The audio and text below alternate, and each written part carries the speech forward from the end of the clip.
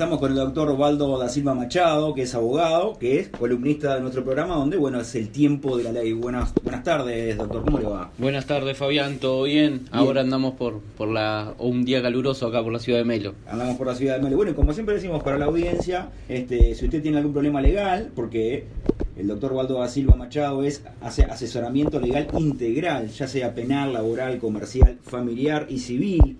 Por cualquier consulta al 091-453-869. Y también estamos en Instagram, Waldo. Estamos en Instagram en VDSM Abogado, @VDSM Abogado, sin puntos. Ahí está, abogado. Y bueno, hoy uno de los temas a tratar era que, bueno, hace unas semanas aproximadamente, el tema de los perros, de las ovejas. ¿Qué hacen los productores? ¿Qué pueden hacer los vecinos? Porque unos decían, bueno, en el caso también tenemos problemas con los perros en el vertedero municipal. Habían una postura que decía de que querían cerrar el vertedero, otros que es muy costoso. Es muy amplio el problema, ¿no? Es un tema complejo, principalmente en zona urbana. Uh-huh. En zona urbana como que no hay mucha regulación y ahí se nos complica un poco más, porque en la zona rural tenés una regulación que es los artículos 124 y 125 del Código Rural, que de alguna manera te habilitan a que puedas tomar medidas en cuanto a esa plaga, por decirlo de alguna manera, en términos del senador Sebastián da Silva, que son los perros que matan al ganado, que están provocando que el ganado se lastime, etcétera, ¿no? Y además ¿qué pasa con los propios trabajadores rurales? Que provoca que un perro salvaje, provoca que un empleado, un trabajador, termine lastimándose. Y por eso es que más o menos en ese sentido el legislador, cuando trabajó el tema de justamente los animales salvajes, los perros salvajes en el Código Rural, hizo algunas excepciones a la regla general que tenemos, y más ahora con una ley de protección animal, que es que a los animales no se les puede hacer daño, no se les puede causar un dolor innecesario, no le podés, cuando se va a sacrificar, no pueden ser sacrificios, por ejemplo, con veneno. Entonces, a la excepción del maltrato animal, uh-huh, lo que procura el legislador es darle una herramienta al dueño, al productor rural, para que pueda defenderse de las jaurías, porque claro, son animales que están sin control, y pasa que la jauría, como lo explican en uno de los proyectos de ley, que yo no soy veterinario y espero que algún veterinario que esté escuchando uh-huh sepa disculpar, en términos generales se producen las jaurías por un tema hormonal de los animales. Claro. Las perras que están en celo en los distintos establecimientos en el medio rural hacen que las hormonas de los perros machos se alteren y ellos salgan a buscar esa satisfacción hormonal. Pasa que el animal termina la satisfacción hormonal y pasan otras situaciones. Se juntan entre varios perros, lastiman a la oveja, al ternero recién nacido, provocan que los animales de mayor porte se lastimen porque los hacen huir de ellos, y en ese sentido se terminan lastimando. ¿Y qué pasa? No hay herramientas como para combatir. El senador hablaba de un número que creo yo que es un poco exagerado. Hablaba de un número de 200.000 perros salvajes en todo el país. Uh-huh. No sé si será tan así, no puedo decirlo, pero sí es un número elevado, y hay un número elevado que provoca daño en la producción, y más nosotros que somos un país netamente productor, que nuestra producción mayoritaria es la producción rural. Claro. Entonces se complica si vamos a tener que estar, además de cuidar las demás pestes como son los jabalíes, etcétera, etcétera, tener que todavía cuidar pestes como son los perros salvajes o mismo los perros de establecimientos vecinos. Tanto es así que la ley, por ejemplo, de protección animal también pone sanciones al mal cuidado del dueño de ese animal que lo permitió salir de su establecimiento. Claro, por ejemplo, El Observador, ¿no? El diario El Observador marcaba dueños de perros que mataron e hirieron a ovejas deberán pagarle al productor. Los dueños de perros que atacaron una majada de un productor en Durazno deberán pagarle al damnificado el valor de 5 ovejas, $760, según informó el diario. En la mañana del 4 de febrero, Uruguay Correa, un pequeño productor del rubro, notó la muerte de 5 de las 73 ovejas de su majada. Claro, a veces pasa eso, ¿no? Que una cosa es un 5 en una majadita chica y de repente hay otro 5 en una muy grande. El daño a veces es mayor, por ejemplo en el caso de la casa de zona urbana, que de repente no hay tantos grandes productores, el daño es el mismo, pero llevándolo al micro y macro empresa es más complicado. Es un tema, por eso se quería medio que regular y dar de alguna forma una inyección como se da todo en el derecho. Uh-huh. Y más que nada que sabemos que, como decía un profesor de la facultad, el doctor Hermida, decía que el órgano más sensible del hombre es el bolsillo. Claro. Entonces la forma de hacerte que vos cumplas con las reglamentaciones, que cumplas con las leyes, es imponiéndote multas. Porque vos, productor rural, si a vos yo no te impongo ningún tipo de sanción porque vos tengas a tus perros sueltos, a vos no te va a importar que tu perro esté lastimando los animales de tu vecino o matando los animales de tu vecino. Pero sin embargo, si yo te impongo sanciones graves, sanciones duras, como es el proyecto, uno de los proyectos de ley que hay respecto de las jaurías, que trata de imponer una sanción de que el valor comercial, supongamos de una oveja, si mi perro lastima a tu oveja, yo tengo que pagar 10 veces ese valor. Entonces ahí a mí sí me va a doler y entonces yo voy a controlar, voy a cumplir con toda la reglamentación a rajatabla. Otra reglamentación, en base a lo que yo te venía hablando anteriormente, que era el tema de que las jaurías se dan por temas hormonales. Otro proyecto de ley quiere que los dueños de establecimientos rurales, para tener animales, para tener perros, que los castren. Ajá. Porque con la castración, como se da por un tema hormonal, si el perro está castrado, no va a tener ese problema de desorden hormonal y no se van a formar las jaurías. Y ahí es una de las formas de ir limitando estas situaciones que se dan. Porque además, como hablábamos anteriormente, es un tema muy complejo porque acá se enfrentan dos cosas. Por un lado, todas las nuevas políticas progresistas que se están dando, por ejemplo, en el sentido de la protección animal, uh-huh. Que son nuevas ideas que están saliendo, nuevas filosofías, respetables obviamente, que vienen a buscar la protección del animal, que el animal no sufra, que eso está perfecto lo que procuran, pero acá nos contraponemos con otro derecho, el derecho de propiedad. Ajá. Porque quieras o no, un animal es una propiedad. Según el Código Civil, un semoviente es como si fuera un objeto. Un semoviente es un animal. Un animal es un objeto. Y eso para el derecho es un objeto y el objeto siempre es de alguien. O sea, la propiedad de ese objeto es de alguien. Y acá contraponemos dos derechos. Tanto el derecho del animal, con todas estas nuevas modalidades, el derecho a la vida del animal, a la integridad física del animal, pero contraponemos también al derecho de un productor, o de un pequeño productor, o de quien fuere, que es dueño de un animal, que le está perjudicando a otro animal. Y es por eso que al contraponerse esos dos derechos, a veces el legislador tiene que tomar una opción, y acá, cuando hablamos de esto, terminamos hablando un montón de cosas, porque acá también se involucra la economía nacional.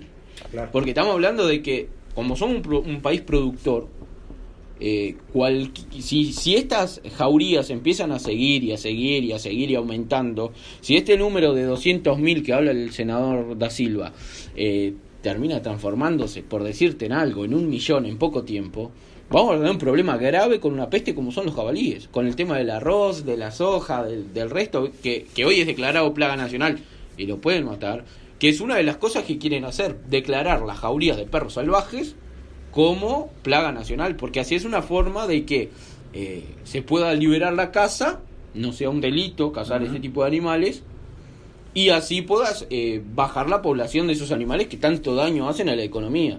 Porque como vos decías, no es lo mismo que le mate 5 ovejas a un productor que tiene 400, 500 ovejas, que le mate 5 ovejas a un pequeño productor que tiene 30 o 40 ovejas. Claro.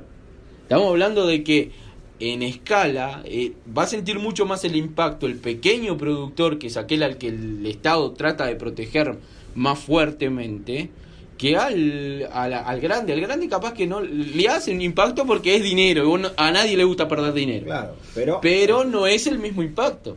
Exactamente. Y la impotencia de muchos, decir, bueno, ¿qué podemos hacer? Usted decía la castración, genial, podemos ir por ahí. Y después el tema de decir, bueno, tengo un arma, salgo y lo mato. Y después y empezamos el otro problema. Empezamos con el problema acá el tema es el siguiente. Creo que el que nos deja muy claro es el artículo 125 del Código Rural, que si me permitís lo voy a leer. El artículo 125 del Código Rural reza lo siguiente: los propietarios u ocupantes tienen el derecho de matar perros ajenos que se encuentren en sus poblaciones o cerca de sus ganados, cuando aquellos no acompañen o sigan a sus dueños, o cuando acompañándolos se les separen para hacer daño o se mezclen con los ganados y molestarlos. Los daños y perjuicios que ocasionen los perros serán indemnizados por sus dueños. La indemnización en tal caso será fijada por el artículo 47, que no viene al caso. El tema de la indemnización, pero el primer inciso es el importante. El propietario u ocupante acá no habla de que yo, productor rural, tengo que ser el dueño del predio. Uh-huh. Claro, es el ocupante. Yo necesito un simple derecho de ocupación en ese lugar. Estoy ocupando. Soy el poseedor de ese bien. No me importa. Produzco en ese lugar y vienen perros con sus acompañantes o sin sus acompañantes. La única regla acá es que si va con el acompañante, el perro se tiene que separar de quien acompaña, del dueño, para lastimar o provocar de alguna manera daños en tu ganado. Yo tengo la habilitación por medio de una ley para matar a ese perro. ¿Ah? El tema es que, claro, tengo que tener cuidado porque sabemos que en las zonas rurales los caracteres son un poco más duros, la gente es un poco... Uh-huh. Hay que tener cuidado siempre con el vecino y tratar de evitar esas situaciones. Pero hay que tener bien en claro que se puede matar al perro, que el que está oyendo sabe que si su perro sale del establecimiento o va con él y se mete con el ganado del vecino, el vecino está en su derecho de matar a ese animal.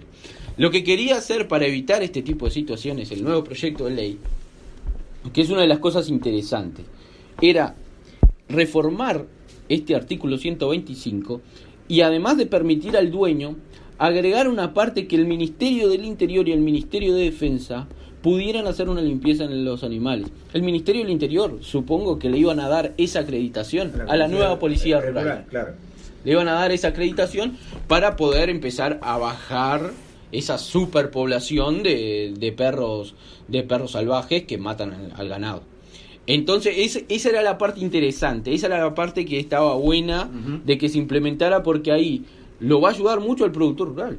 Claro. El productor rural va a tener una nueva herramienta que, si conoce el paradero de una jauría de perros salvajes, va a llegar y le va a decir, llama a la policía al 911 y le dice, mirá, hay unos perros acá, y la policía iría ahí. Esa parte está buena de que se le implementara en este nuevo proyecto. Es algo que lo veo con un buen camino. Está todo estancado, como los proyectos. Hay proyectos que nosotros, es algo que no deberíamos decir, ¿no? Pero los que trabajamos con el derecho sabemos que hay proyectos que traen votos y hay otros que no traen votos. Claro. Entonces siempre depende de qué lado de la balanza se encuentre el proyecto, y está un poco estancado, porque acá es como te dije, hay dos políticas diferentes que se enfrentan. Exacto. Tenemos dos tipos de personas que se van a enfrentar en esta situación. Ya lo tenemos en nuestro vecino país, en Argentina, tenemos con el tema de vegetariano contra la gente que le gusta la carne. Claro.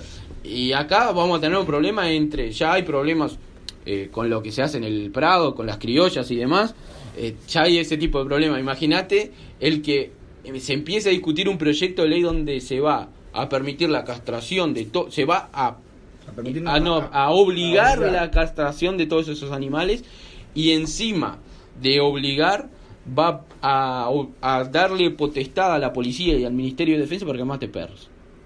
Vos te podrás imaginar que aquellos que están del otro lado de la vereda, claro, los que están, no son los productores rurales, sino los que están del otro lado, que son los que buscan la protección del animal, van a hacer manifestaciones, se van a oponer a ese proyecto de todas maneras.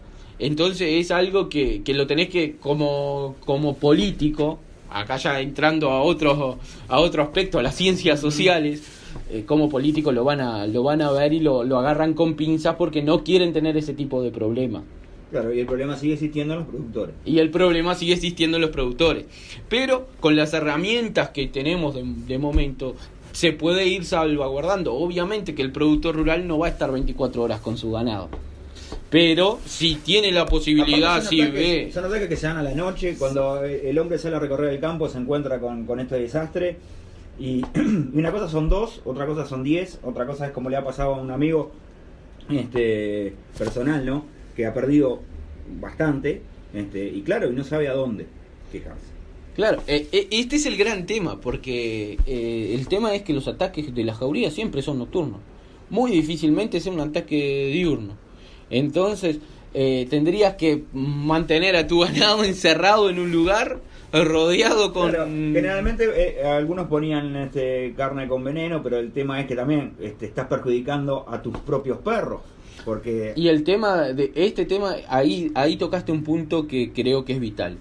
Y ahí entramos en lo que es la ley de protección animal. Uh-huh. Y ahí hay que tener cuidado, porque los venenos están prohibidos. Yo no puedo envenenar a un animal, y eso provoca que yo vaya en contra de una ley y pueda incluso recibir multas, prohibición para criar perros. Y al productor rural no puede que le prohíban criar perros si es una de las herramientas de trabajo, porque los adiestran para que sean una herramienta de trabajo. Entonces, el tema del veneno no. Yo lo que le diría es, ya uniéndolo al tema del lunes pasado, que se saque un permiso para tener un arma. Claro. Y además de tener esa arma, bueno, que mate a los perros que estén en la vuelta, que sean salvajes o que ingresen a su predio y no sean suyos, que los mate, trate de alguna manera corregir eso, pero que no utilice los venenos por el hecho de este tema que hablábamos de la ley de protección animal. Una cosa es el campo en el interior profundo, y otra cosa son los predios rurales en zonas urbanas. Y a veces pasa eso también, de que en el caso de acá de La Pedrera, ¿no? Que hay muchos perros y hay mucho daño también. Es como te dije, el tema de lo urbano es más complicado, porque en lo urbano no solo tenemos no es que vamos a tener perros salvajes y que vayan a dañar exclusivamente al ganado, y es complicado regular por el simple hecho de que tenemos muchas mascotas. Claro. ¿Cómo regulás con las mascotas? Y por lo general las mascotas deberían en principio estar bajo el cuidado del dueño. Pero en el interior se ha hecho el uso de que el perrito no permanece atado, no permanece encerrado en la casa, y lo permiten estar suelto. Se ha hecho ese uso. Entonces ese uso también vienen con... es la misma situación. Si yo regulo para permitir... Pasaba con la perrera. Uh-huh. Todos nos acordamos de la perrera, y a la perrera todo el mundo lo odiaba. Porque si tu perro estaba en la calle, te lo levantaban y chau. Y si no reclamabas en cierto tiempo de ese perro y acreditabas la propiedad con un montón de cosas que nadie tenía, claro, te lo terminaban matando. Se lo terminaba sacrificando al animal. Y cuando vos hablás de implantar nuevamente la perrera, ¿cuál es la respuesta de la gran mayoría de los ciudadanos? Tienen derecho a los perros. Entonces ahí tenemos un problema. Ahí empezamos a entrar en el sentido de que ¿cómo regulo yo una situación que la amplia mayoría de la población está de acuerdo con la situación que está viviendo? Porque a los que perjudica, y es como te dije, esto es un tema de votos, a los que perjudica es a unos pocos. Uh-huh. No es que perjudica a la gran mayoría, y la gran mayoría está de acuerdo con que los perros tienen que tener derecho a la vida, con toda esta nueva filosofía de que todo y todos tienen derecho a todo. Claro, No, derecho, ya no hay obligaciones, hay solo derechos. Ahí va, a ese iba. El derecho termina donde empieza la obligación, o al revés, o viceversa, ¿no? Todo uno tiene un derecho y también tiene una obligación. Una obligación contrapuesta. y a veces no pasa. Claro, y acá era lo que yo te decía. El artículo 12 de la ley 18.000, ya te digo, de la ley 18.471, es la que regula todo el tema de las prohibiciones de lo que no puedo hacer con el animal. Y entre ellas está el tema del envenenamiento, entre las prohibiciones que hay. Pero sin embargo, vos ves que uno de las hipótesis en que se puede matar a los animales, una de las hipótesis, en el mismo artículo trata, porque cuando habla de dar muerte a los animales, que es una de las prohibiciones, yo no puedo dar muerte a un animal, exceptuando ciertas situaciones, como puede ser para exterminar una plaga, como puede ser para porque el animal está teniendo un sufrimiento excesivo y que la única manera de terminar con ese sufrimiento es sacrificándolo, pero sin embargo puedo dar muerte, dice el artículo, dice el numeral tercero, puedo dar muerte puedo dar muerte siempre y cuando sea una amenaza grave para mí o para ti, para nosotros personas o para animales. Entonces ahí entramos en una posibilidad. Yo puedo matar una jauría porque sé que eso representa una amenaza grave para mi animal, pero el tema es dentro de la población, dentro de la ciudad, dentro del conurbano. ¿Cómo hago para determinar que ese perro es una amenaza? Porque si vamos por eso, hoy por ejemplo, mucha gente dice que perros peligrosos son los pitbull, entonces tendríamos que salir a matar todos los pitbull. Claro. No podemos guiarnos por algo tan vago como puede ser una amenaza. En el medio rural sí puedo guiarme porque es una amenaza, porque sé que la costumbre es que los perros que ingresan a mi predio y no son mis perros me terminan lastimando al animal o me lo terminan matando. Entonces sé que es una amenaza grave para mis animales y ahí me puedo agarrar.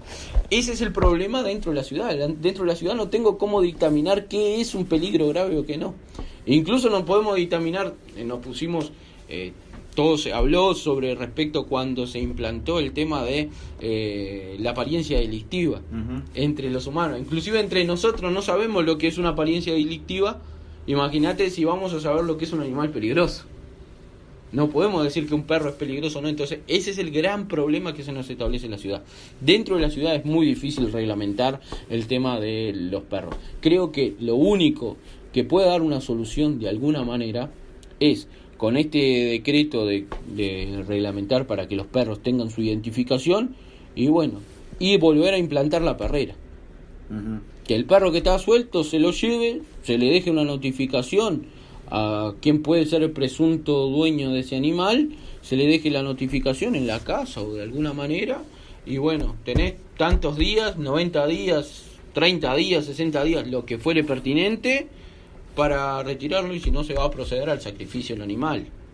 Y ahí se empezaría a controlar. De alguna manera se empieza a controlar y se controla lo que es más importante, que es la población de perros. Hace un tiempo atrás había una estadística de que en promedio había 3 perros por cada persona en el país. Estamos hablando de que teníamos una población de perros en este país de aproximadamente unas 10 millones de perros. Había más perros que personas. Entonces, de alguna manera hay que regular también, hay que contener esa población, porque no estamos hablando de que son 10 millones de perros y yo tengo 3 en mi casa y tú tenés 3 en tu casa. Estamos hablando de que quizás yo tenga uno, tú tengas otro y hay 5 perros en la calle. Pero no estamos en contra de las personas que tienen 10 perros bien cuidados. Claro, no hay, en eso no hay nada, no hay nada que hablar. Si vos tenés 20 perros y todos tus perros están bien cuidados, tus perros están en tu casa, no molestan al vecino, no salen a la calle a molestar. Disfrútelo. Ese no es el problema. El problema acá es cuando el perro en la calle me provoca un accidente de tránsito. Me provoca que sale en la calle, le sale una moto y el que va en la moto se cae y se lastima.